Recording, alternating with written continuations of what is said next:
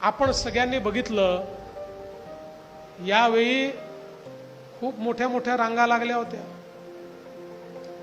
अमरावतीमध्येही नवनीतताई, तुम्ही पडल्याचं दुःख सगळ्यांना झालं, पण काही लोकांना फार आनंद झाला. राजकमल चौकात त्यांनी काय केलं आपण सगळ्यांनी बघितलं.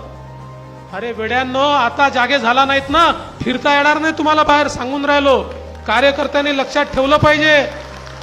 हे जर सहन करत राहिलात ना, आपल्या माय भगिनी फिरताना दिसणार नाहीत तुम्हाला.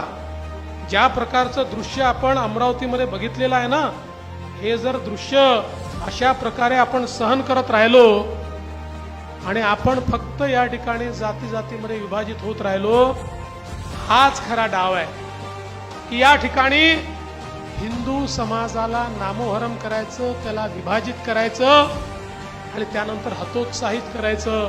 आपण या देशाचा इतिहास बघा. या देशामध्ये जेव्हा जेव्हा हिंदू समाज दुर्बल झाला, निर्बल झाला, त्यावेळी या देशाला पारतंत्र्यामध्ये जावं लागलं, गुलामीमध्ये जावं लागलं. जेव्हा जेव्हा या देशातला हिंदू समाज मजबूत राहिला, त्यावेळी या देशाला स्वातंत्र्य मिळालं. या देशाला कोणी गुलाम बनवू शकलं नाही. भारतीय जनता पार्टी कुठल्या जातीच्या धर्माच्या विरोधात नाही आहे. आम्हाला सगळे सारखे आहेत. आम्ही योजना तयार केल्या. हिंदू, मुस्लिम, शीख, ईसाई कोणी असो, प्रत्येकाला आम्ही आमची योजना दिली.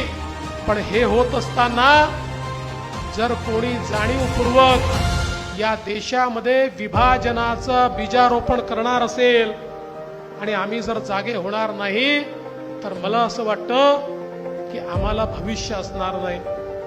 या निवडणुकीमध्ये आपण हे देखील बघितलं, कशा प्रकारची एक वेगळी सूज या ठिकाणी होती.